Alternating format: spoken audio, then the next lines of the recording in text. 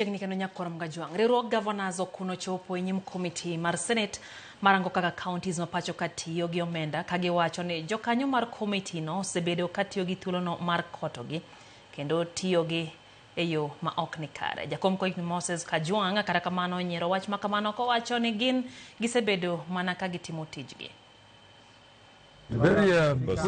En yuak makoro gigolo oko kendo seo Senetas to ahinya to komiti marango kaka sirikende mag county tiyo. Yuak mar Gavanas en ni jokanyo mag komiti no opong koda chude mane gitim mana mar lodho kuom gi omenda. The Council of Governors notes with great concern the continuous and escalating extortion, political witch hunt, harassment, intimidation, and humiliation of Excellency Governors by certain senators when they appear before the Public Accounts Committee of Senate. Ewi mano, giramoni ok gibithoro dhi nyim komiti no kaluwore gi luoro ni Senetas go dhi medo kotogi. The Council has resolved that governors will not appear before the Senate Public Accounts Committee until these concerns are addressed. Komiti no tingo Seneta Mahomabe Moses Kajwang, kaka jakom mare, Senators Jones Mwaruma, Mateta Taveta, Mwenda Gataya, Matara Kaniri, Fatuma Dulo, Maisiolo, Legwe Steve Ltumbesi Masamburu, Senator Nairobi Edwin Sifuna, Okongo Omogeni Manyamira, Inokwambua Makitui kod Samson Cherargei Manandi.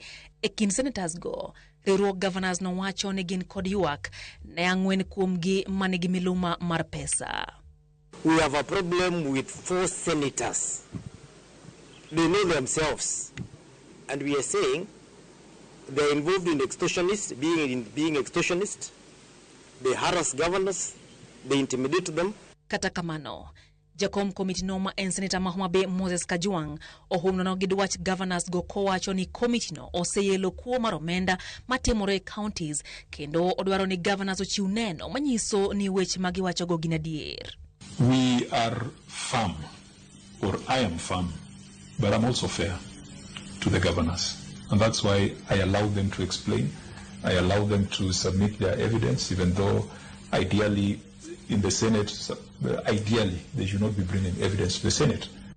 Bendegi yango ni komiti marango chenro mar keto mwandu e counties Public Investment Committee torodwaro mondo mi Gavanas ochope nyim komiti no nyadi nuoya kakoro giyango ne gibiro mana chope nyim komiti no nyadi chiel e hikomenda ka hikomenda. Governors have therefore resolved that they will only appear once before this committee of the Senate County Public Investment Committee. Jokanyo mag komiti no bende okiro lwetgi kendo seo Gavanas mar rem chopo e nyimge.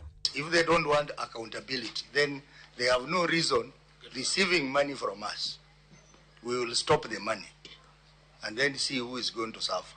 En yuaruok manenre kama pod dhi mako mach kamoro yuayo kore e weche mibadhi ma okoko kaka itao chenro ma county kod kaka imenyo counties mapachuka.